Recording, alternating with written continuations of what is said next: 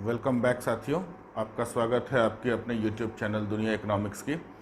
आज mathematical economics beginner series का पहला वीडियो हम लोग पेश करने जा रहे हैं और जो आज का टॉपिक जो डिस्कस करेंगे वो है लीनियर इक्वेशंस।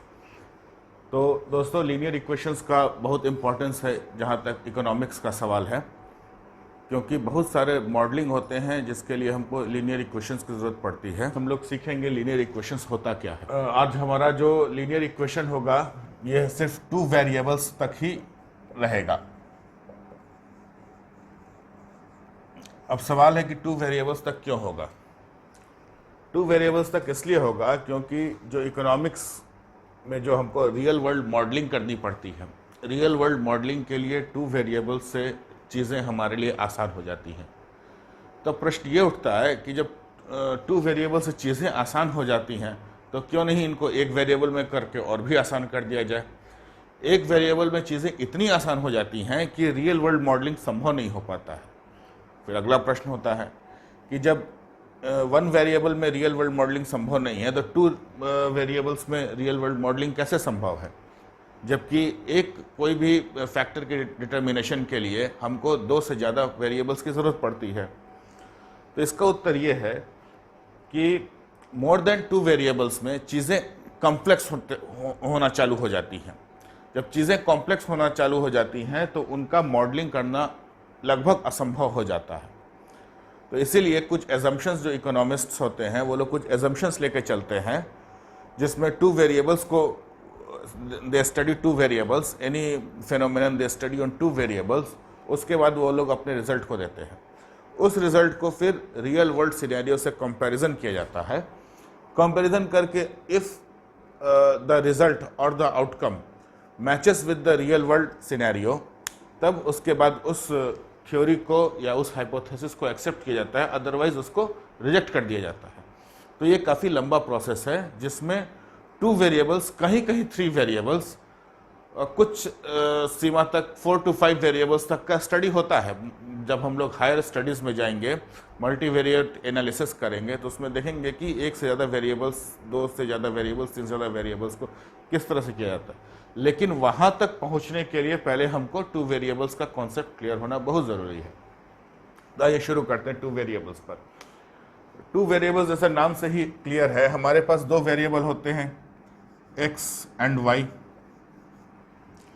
अब चूंकि इक्वेशन है तो इसका फॉर्म कुछ इस तरह से होगा, x plus Y is equals to 7, या x minus Y is equals to 3, या फिर minus X plus Y is equals to 9, या फिर minus X minus Y is equals to 10, minus X minus Y minus 10।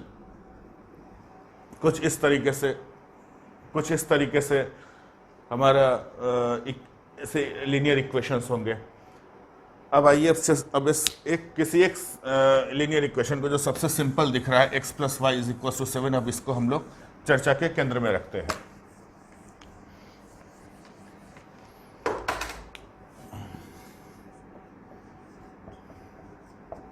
ये हमारा एक linear equation है। अब इस इक्वेशन का मतलब क्या होता है? इस इक्वेशन का ये मतलब होता है कि x और y की ऐसी वैल्यूज जो इस यहाँ रख दी जाए, x की एक वैल्यू और y की एक वैल्यू यहाँ रख दी जाए तो ये हमारा 7 आंसर आ जाए। तो ऐसी वैल्यू क्या क्या हो सकती है? ऐसी वैल्यू हो सकती है, मान लिया x की वैल्यू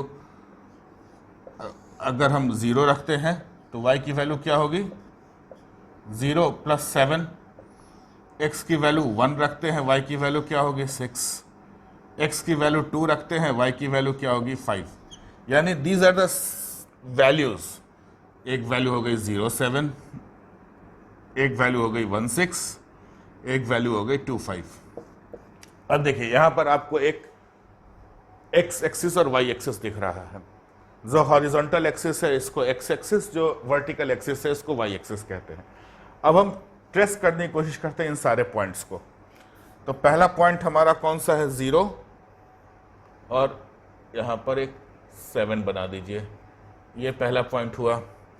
जिस तरह से 0,7 पहला पॉइंट है, उसी तरह से एक पॉइंट हमारे पास 7,0 भी आएगा, क्योंकि जब हम y को 0 रखेंगे तो x की वैल्यू 7 आएगी। एक पॉइंट यहां आ गया। अब आप इन दोनों पॉइंट्स को अगर ट्रेस कर देते हैं, इन दोनों पॉइंट्स को अगर आप स्केच कर देते हैं, देखिए थोड़ी लाइन टेढ़ी हो गई है लेकिन कॉन्सेप्ट को समझने के लिए काफ़ी है। तो ये हमारा स्ट्रेट लाइन का एक इक्वेशन, ये जो हमारी स्ट्रेट लाइन जो है का इक्वेशन जो है, ये उसको अगर हम एक्स एक्सिस और वाई एक्सिस पर करेंगे तो एक स्ट्रेट लाइन निकल के आएगी। और ये जितने भी पॉइंट्स हैं 0,7, 1,6, ये देखिए 1,6, ये पॉइंट यहाँ कहीं लाई करेगा, 2,5 ये यहाँ कहीं लाई करेगा, यानी ये जो स्ट्रेट लाइन जो हमारी निकल कर आई है उसी पर ये सारे पॉइंट्स लाई करेंगे। इसके आगे प्रश्न ये उठता है कि आखिर हम ऐसा करते क्यों हैं, इससे हमारा फायदा क्या है। अच्छा हाँ, एक चीज़ और जान लीजिए कि जब भी हम स्ट्रेट लाइन का हमको स्केच करना होता है, जैसे मान लीजिए यही स्ट्रेट लाइन है x + y = 7, इसमें एक चीज़ हम लोगों ने देखी है। क्या देखी है? एक चीज़ हम लोगों ने कि पहले हम x की वैल्यू को 0 रखते हैं, कॉरस्पॉन्डिंग y की वैल्यू निकलती है। दोबारा हम y की वैल्यू 0 रखते हैं और x की वैल्यू हमको 7 निकलती है। तो इससे हमको दो पॉइंट्स मिल जाते हैं, एक 0,7 और दूसरा 7,0। ये दोनों, इन दोनों पॉइंट्स को अगर हम यहाँ पर प्लॉट करना आसान होता है, एक्सिस पर किसी भी पॉइंट्स को प्लॉट करना बहुत आसान होता है, और उन दोनों को ज्वाइन कर दिया तो हमको कॉरस्पॉन्डिंग स्ट्रेट लाइन मिल जाती है। अब प्रश्न ये उठता है कि हम 0 क्यों रखते हैं। तो ऐसा है कि कोई भी स्ट्रेट लाइन दोनों एक्सिस को किसी न किसी पॉइंट पे कट जरूर करेगी। फिर से बोलता हूं, कोई भी स्ट्रेट लाइन, जैसे ये स्ट्रेट लाइन है, ये आगे भी जा सकती है, इसके आगे भी जा सकती है और ये इधर भी जा सकती है। मान लीजिए एक स्ट्रेट लाइन है प्लेन में, किसी प्लेन में एक स्ट्रेट लाइन है, तो ये एक एक्सिस को, ये वाई एक्सिस को कट करेगी और ये एक बार एक्स एक्सिस को कट करेगी ही करेगी। और जहां भी एक्सिस को कट करती है, अगर एक्स एक्सिस को कट करती है तो वाई 0 हो जाएगा, वाई एक्सिस को कट करेगी तो एक्स 0 हो जाएगा। इससे क्या है कि हमारा जो डिटर्मिनेशन ऑफ 2 पॉइंट्स है, डिटर्मिनेशन काफी आसान हो जाता है। जब डिटर्मिनेशन आसान हो जाएगा तो दोनों पॉइंट को एक साथ जोड़ के हमने एक स्ट्रेट लाइन हम स्केच कर सकते हैं। अब स्ट्रेट लाइन स्केच क्यों करते हैं, क्या उससे फायदा क्या है? देखिए दोस्तों, इकोनॉमिक्स में क्या है कि आपको अल्टीमेटली एक लाइन ही खींचनी है। जब आप रिग्रेशन एनालिसिस पढ़ेंगे, हायर इकोनोमेट्रिक्स में आप जाएंगे, तो एक रिग्रेशन एनालिसिस में आपको लास्ट में स्टैटिस्टिक्स एंड इकोनोमेट्रिक्स में आपको एक स्ट्रेट लाइन ही करनी है, बेस्ट फिट आपको एक स्ट्रेट लाइन ही खींचनी है। उसमें होता क्या है कि कई सारे आपको डेटा दिए रहते हैं, एक्स और वाई के कई सारे वैल्यूज़ दिए रहते हैं। उन एक्स वाई के वैल्यूज़ जो हैं वो इतने स्ट्रेट नहीं होते, वो उनका स्ट्रक्चर कुछ इस तरह से होता है, इस तरह से स्ट्रक्चर होता है। इन सारे को तो मिला नहीं सकते हैं, इन सारे को मिला के अगर मिलाएंगे तो कुछ इस तरह की लाइन होगा, कुछ इस तरह का कर्व होगा हमारा, जिसका कोई सेंस नहीं बनता है। तो इसके लिए क्या है कि रिग्रेशन एनालिसिस एक मेथड होता है, उसमें एक ऐसी लाइन ट्रेस की जाती है जो इन सारे पॉइंट्स के नज़दीक हो, उसको बेस्ट फिट लाइन कहते हैं। वो हम लोग आगे के सिलेबस में पढ़ेंगे। हालांकि आप ये समझ लीजिए कि अल्टीमेटली जो है इकोनॉमिक्स में आपको एक स्ट्रेट लाइन ही खींचनी है, और उस हिसाब से आपको अपना हाइपोथेसिस या आपको अपना रिसर्च, जिस भी टॉपिक पर आप रिसर्च कर रहे हैं, उस रिसर्च का आपका वो रिजल्ट आपका वो स्ट्रेट लाइन ही होगी। खैर, अब देखिए, अब ये हमको ये 2 पॉइंट्स मिल गए यहाँ पे एक्सिस पर, इससे हमारा कर्व ट्रेसिंग काफ़ी आसान हो गया। अब ये कि कर्व ट्रेसिंग तो कर दिया, लेकिन इस कर्व से हमको पता क्या चलता है? तो इससे हमको पता ये चलता है, आइए देखते हैं। यहाँ पर जो स्ट्रेट लाइन का जनरल इक्वेशन होता है वो होता है y इज इक्वल्स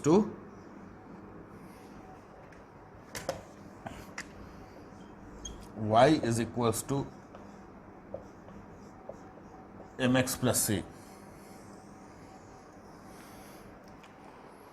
ध्यान से देखिएगा, जो स्ट्रेट लाइन का जनरल इक्वेशन होता है वो होता है y is equal to mx plus c। अब इसमें तो x और y तो समझ में आ रहा है। अब ये m क्या है और ये C क्या है? अब M और C क्या है? तो M और C कुछ नहीं है यहाँ पर, ये M और C जो यहाँ कोफिशिएंट्स लगे हुए हैं और ये जो हमारा कांस्टेंट टर्म है यही है। अब देखिए कैसे है इस इक्वेशन को। अब M क्या डिनोट करता है? M डिनोट करता है स्लोप,